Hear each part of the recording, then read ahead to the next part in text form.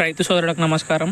ఈ వానాకాలం సీజన్ గాను జూన్ 15న తెలంగాణ ప్రభుత్వం యూరియా బుకింగ్ని ప్రారంభించింది. ఒకసారి మనం యూరియా బుకింగ్ని ఏ విధంగా చేసుకోవాలి అనే విషయం గురించి తెలుసుకుందాం. ముందుగా ప్లే స్టోర్కి వెళ్ళి ఇక్కడ ఫర్టిలైజర్ బుకింగ్ యాప్ను డౌన్లోడ్ చేసుకోవాలి.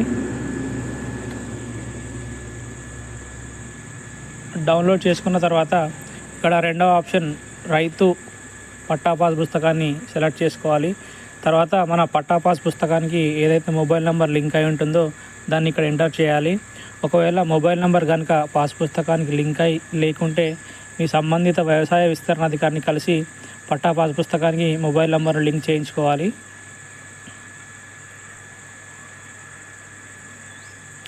మొబైల్ నెంబర్ ఎంటర్ చేసిన తర్వాత ఇక్కడ జిల్లాను సెలెక్ట్ చేసుకోవాలి. తర్వాత ఓటీపీ పైన క్లిక్ చేయాలి.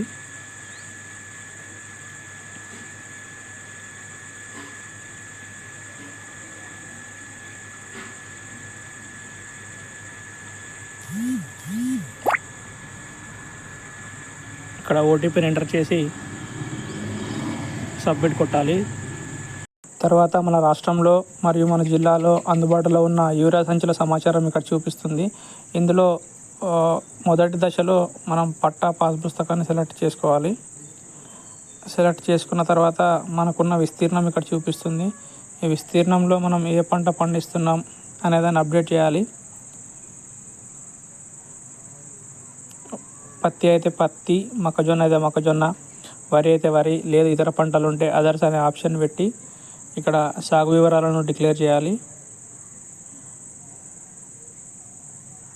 డిక్లేర్ చేసిన తర్వాత ఇక్కడ రెండవ దశలో యూరియా సంచులను బుక్ చేసుకోవాలని అనే ఆప్షన్ సెలెక్ట్ చేసుకోవాలి.